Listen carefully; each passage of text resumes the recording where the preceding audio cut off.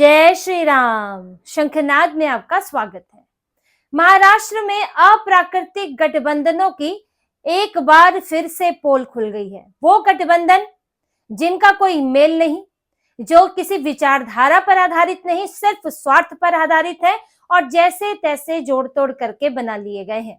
और वो गठबंधन जब उससे फायदा उन्हें नहीं मिलता है, मनचाहा नहीं मिलता है, स्वार्थ की पूर्ति नहीं होती है, तो फिर वही गठबंधन जो है वो आखिरी सांसें गिनने लगते हैं और उसमें हकीकत निकल कर आती है कि असली चेहरा इनका क्या है।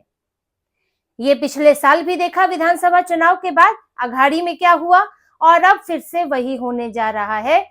ठाकरे बंधुओं के गठबंधन में उद्धव ठाकरे, राज ठाकरे बीएमसी चुनाव से पहले साथ आए, भाइयों में अचानक प्यार जग गया, विचारधाराएं बदली हुई हैं लेकिन साथ आ गए हैं। अब ये गठबंधन बीएमसी में मिली करारी हार के बाद टूटने की कगार पर पहुंच रहा है और धीरे धीरे उसी तरफ बढ़ रहा है। इसमें पिछले कुछ दिनों में दोनों पार्टियों के बीच में कुछ झगड़े देखने को मिले, लेकिन अब ऐसा कुछ हुआ है जिससे उद्धव ठाकरे की परेशानी बढ़ गई है। संजय राउत को जवाब देते नहीं बन रहा है। हुआ ये है कि राज ठाकरे, उद्धव ठाकरे के भाई और अभी गठबंधन में सहयोगी, उन्होंने मुलाकात की है एकनाथ शिंदे से। वो एकनाथ शिंदे के घर गए, नंदनवन उनका आधिकारिक आवास है, वहां गए, उनका स्वागत हुआ राज ठाकरे का, उन्हें शॉल भी उड़ाया गया, राज ठाकरे ने गुलदस्ता दिया एकनाथ शिंदे को और बढ़िया फोटोग्राफ खिंचवाई और एक बैठक की इन्होंने। अब जब इसकी तस्वीरें बाहर आई तो उद्धव ठाकरे की पार्टी का मुंह देखने लायक था और मातोश्री में उद्धव ठाकरे का चेहरा भी देखने लायक होगा कि जिनके साथ अभी वो दम भर रहे थे स्टेज पर। कुछ दिनों पहले की बात है, जयंती पर बाला साहेब ठाकरे को लेकर जो कार्यक्रम था उस पर राज ठाकरे के साथ दम भर रहे थे और अपने गठबंधन को फिर से ये लोग उसकी पुष्टि कर रहे थे कि हमारा गठबंधन तो बना रहेगा। आज राज ठाकरे अलग रास्ता अपनाते दिख रहे हैं और ऊपर से एकनाथ शिंदे जो उद्धव ठाकरे को बीजेपी से भी ज्यादा बुरे लगते हैं, पार्टी तोड़ी। अभी उनकी पार्टी जो यूबीटी बची खुची है उसको भी एकनाथ शिंदे से सबसे ज्यादा खतरा है, क्योंकि उन दोनों के एक ही दल है एक तरह से। तो जो पार्टी के नेता हैं वो तुरंत यूबीटी से निकल कर चले जाते हैं एकनाथ शिंदे की पार्टी में और एकनाथ शिंदे को लेकर बहुत ही सख्त बयान देते हैं यूबीटी के नेता, संजय राउत से लेकर उद्धव ठाकरे, गद्दार वगैरह वगैरह क्या क्या बोलते हैं। लेकिन राज ठाकरे ने सीधे जाके उनसे मुलाकात की और एक गुप्त मीटिंग की। अब कहने को तो सब यही कहते हैं, हम तो राज्य की बात करने आए थे, लोगों की बात करने आए थे, समस्याओं की बात करने आए थे, लेकिन ये अचानक से आपको राज्य की समस्याओं पर क्या बात करनी है जो आपको ना पिछले एक साल से विधानसभा में नजर आया, ना आपको बीएमसी चुनाव से पहले कुछ दिखा। और यहाँ पर मुख्यमंत्री तो देवेंद्र फडणवीस है और बीएमसी में मेयर भी बीजेपी का है, डिप्टी मेयर होकर भी नहीं होता है, वो सिर्फ एक प्रतीकात्मक पद होता है। तो आप एकनाथ शिंदे के पास क्या बात करने गए थे, कौन सी समस्याएं सुलझाने गए थे? इसके लिए तो आपको फडणवीस से मिलना चाहिए था।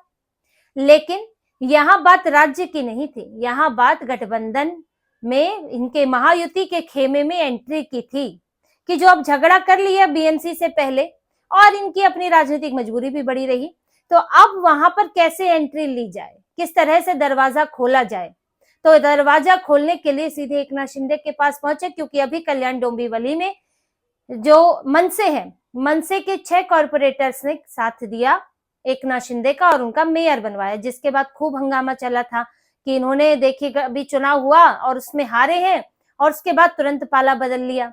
फिर राज ठाकरे ने बचाव करने की कोशिश की, ऐसा दिखाने की कोशिश की जैसे मुझे पता ही नहीं था।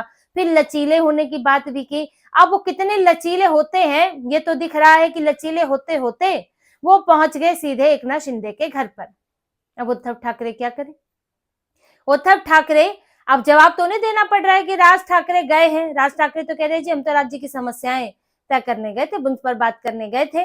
संजय राउत कह रहे हैं कि हमसे क्यों पूछ रहे हैं, उनसे पूछिए, कोई किसी से मिल रहा है तो उस पर हमारा क्या जोर है। भड़के हुए हैं और परेशानी ये हो गई है कि अब फजीहत हो जाएगी, अभी तो साथ आए थे और अब अकेले हो गए। लेकिन देखिए ये जो इनके बीच की दरार है, इस दरार की वजह कोई ऐसी नहीं है कि अभी सिर्फ चुनाव के बाद ये दरार हुई है। यहाँ पर आपको इसे समझना पड़ेगा कि ये गठबंधन क्यों नहीं चल पाते हैं। मनमुटाव तो हर गठबंधन में होता है, इंडी गठबंधन जो ओवरऑल बना हुआ है उसमें भी मनमुटाव है, लेकिन समय पड़ने पर ये लोग फट से किसी मुद्दे पे एक हो जाते हैं, क्योंकि ये वही विचारधारा वाले हैं जिसमें मुस्लिम परस्ती है, तुष्टीकरण है और भारत विरोध है। तो ये सब इनकी विचारधारा एक ही है जो इन्हें एक मंच पर ले आती है, भाजपा विरोधी है। अब यहाँ पर बात करें राज ठाकरे की और उद्धव ठाकरे की। उद्धव ठाकरे ने पाला बदल के तुष्टीकरण करना शुरू कर दिया, मुसलमानों के वोटों के लिए परेशान है और हिंदुओं को त्याग दिया था। जहां राज ठाकरे इस बीच में अपनी छवि हिंदुत्ववादी नेता की बना रहे थे और मराठा मुद्दे से ज्यादा उन्होंने उससे पहले हिंदुत्व की बात की, बीजेपी का सपोर्ट करते थे। अब वो जब साथ आए तो इनकी तो राज ठाकरे के लिए स्थिति बड़ी मुश्किल हो गई। उद्धव ठाकरे को तो तुष्टीकरण करना ही था, राज ठाकरे को भी तुष्टीकरण करना पड़ा, बताना पड़ा कि महाराष्ट्र का मुसलमान अलग है, वो तो मराठी मुसलमान है, महाराष्ट्र का मुसलमान खुद को मराठी मानता ही नहीं है, वो तो अपने आप को औरंगजेब की औलादे मानते हैं और मराठा थे शिवाजी महाराज। तो लेकिन फिर भी राज ठाकरे ने मराठाओं का अपमान किया, हिंदुओं का अपमान किया, शिवाजी महाराज का भी अपमान किया एक तरह से, क्योंकि आपने उन्हें अपने उनसे मराठाओं से जोड़ा जो कि शिवाजी महाराज का विरोध करते हैं। अब इन्होंने, अब समझिए कि किस तरह का नेचुरल गठबंधन था कि आपको इतना गिरना पड़ा और आपकी पार्टी को बदनामी मोल लेनी पड़ी। ऐसे अननेचुरल गठबंधन नहीं चलते हैं, क्योंकि आप किससे जुड़े हैं? आप जुड़े हुए जीत से। आपकी मजबूरी है कि आपकी पार्टियां खत्म हो रही हैं, आपको एक जीत चाहिए। अब जब वही जीत नहीं मिलती है तो वो जो जोड़ होता है वो जीत है।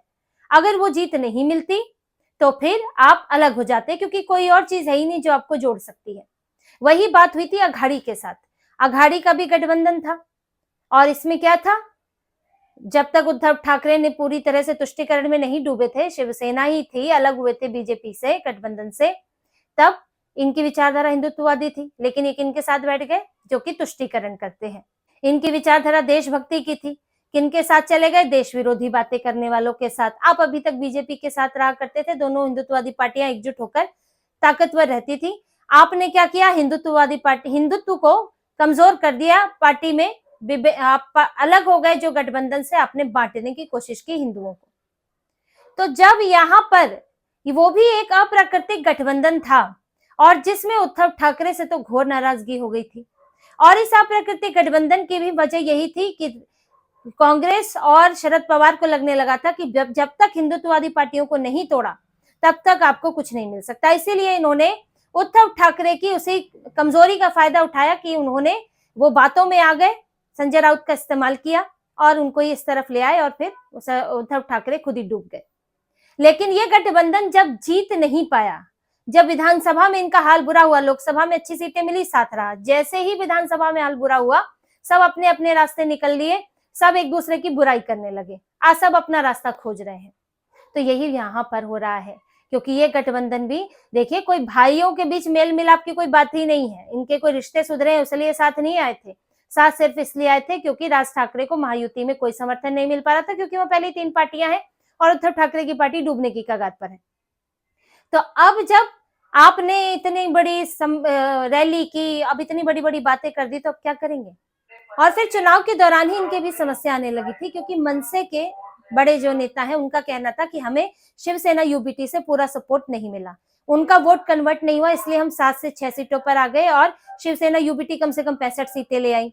उसको लेकर नाराजगी थी। फिर मनोनीत सदस्यों की बात की, 3 में से 1 चाहती थी मनसे, उद्धव ठाकरे की पार्टी उसके लिए भी राजी नहीं है कि 6 सीटों के साथ तुमको किस लिए हम एक मनोनीत सदस्य दे, हम तीनों जो है अपने पास रखेंगे, एक के लिए, जो एक के लिए अतिरिक्त की जरूरत पड़ेगी उसके लिए हम कोशिश करेंगे। लेकिन यहाँ भी होगा क्या फैसले की अलग बात है, लेकिन अभी स्थिति में नहीं दिख रही है कि वो मनसे को एक मनोनीत सदस्य की सीट देगी। फिर जो चंद्रपुर में हुआ, पहले कल्याण डोंबिवली में हुआ, फिर चंद्रपुर में उद्धव ठाकरे की पार्टी ने बीजेपी को सपोर्ट कर दिया। अब इस पर तो संदीप देशपांडे ने बोल दिया कि 1-1 करोड़ में बिक गए उद्धव ठाकरे के कॉर्पोरेटर्स, और ये सब एक ड्रामा हो रहा है कि कॉर्पोरेटर्स को बुलाया जाएगा, उनसे जवाब लिया जाएगा। उन्होंने कहा कि इनको सब पता था और इन्होंने जानबूझकर भाजपा को सपोर्ट किया है। हालांकि कुछ समय पहले तो कल्याण डोंबिवली में इन्होंने भी एकनाथ शिंदे को सपोर्ट किया था। तो कर तो वही रहे हैं, लेकिन एक दूसरे को सुनाने का मौका भी ढूंढ रहे हैं। तो यहाँ पर इनके बीच जब इतने बड़े बड़े आरोप लगे तो दरार तो दिखने ही लगी थी। अब ये दरार जो है और बढ़कर बड़ी हो गई है और उद्धव ठाकरे अकेले पड़ने वाले हैं। कांग्रेस से झगड़ा है, अब मन से भी अलग थलग होती दिख रही है। और साथ में शरद पवार तो किस तरफ ढुलकेंगे पता नहीं है, उनका एनडीए की तरफ उनकी पार्टी जाएगी या नहीं जाएगी, अभी वहां एक अलग तरह की राजनीति चल रही है। लेकिन यहाँ उद्धव ठाकरे के पास कोई सहयोग नहीं है। अब राज ठाकरे अगर अलग होते हैं तो बार बार इस तरफ नहीं आने वाले, उन्होंने भी आके देख लिया, बेसिकली उन्होंने देख लिया कि अब एक ये विकल्प बचा है, यही मैं इस्तेमाल कर लूं। वहां बीजेपी एकनाथ शिंदे को तो मनाते रह गए थे, एकनाथ शिंदे ने तो उनके बेटे के खिलाफ उम्मीदवार उतारा था, तो फिर भी वो उनसे मिलने गए हैं। तो आप ये स्थिति इनकी समझिए कि इनको अब उद्धव ठाकरे का विकल्प बिल्कुल नहीं सुहा रहा है, कि उद्धव ठाकरे के साथ जाकर देख लिया, कुछ नहीं मिला है, आगे भी साथ बने रहेंगे तो बेकार में हम सत्ता से अलग थलग रहेंगे, हम विरोधी की विपक्षी की कुर्सी पे बैठेंगे और संबंध खराब होंगे, तो हमको जो बीएमसी में सहयोग चाहिए वो नहीं मिल पाएगा, और कोई क्यों इस तरह से अड़ा रहेगा। तो इसीलिए वो अपनी पार्टी के लिए बेहतर स्थिति बनाने की कोशिश कर रहे हैं कि हम भले ही सत्ता में नहीं है लेकिन सत्ता में जो लोग हैं उनके करीब रहें।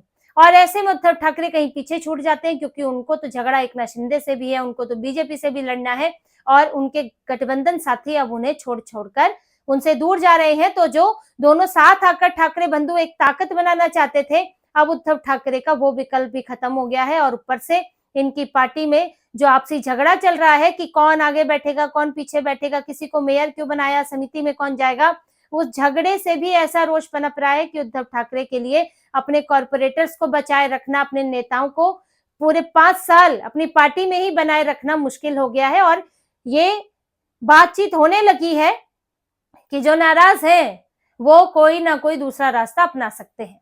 तो इसी तरह की और खबरें और विश्लेषण आपके लिए लाते रहेंगे, हमसे जुड़े रहिए, सब्सक्राइब कीजिए, कमेंट कीजिए। बहुत बहुत धन्यवाद। जय श्री राम।